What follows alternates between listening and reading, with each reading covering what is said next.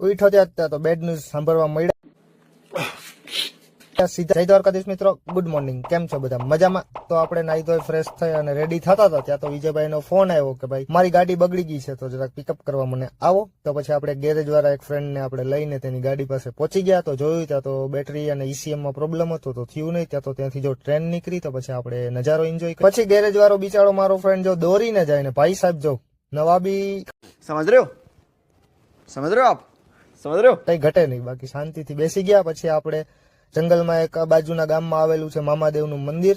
તો સન્ડે હતો તો રાત તો પડી ગઈ હતી ઓલરેડી. તો આપણે ત્યાં જંગલમાં મંદિરે ગયા. અંધારું થઈ ગયું હતું છતાં પણ મજા આવી ગઈ, સુકૂન અને શાંતિ મળી. કેવું મસ્ત મંદિર છે. ત્યાં માછલી પણ છે, પાણી છે એટલા માટે થઈને.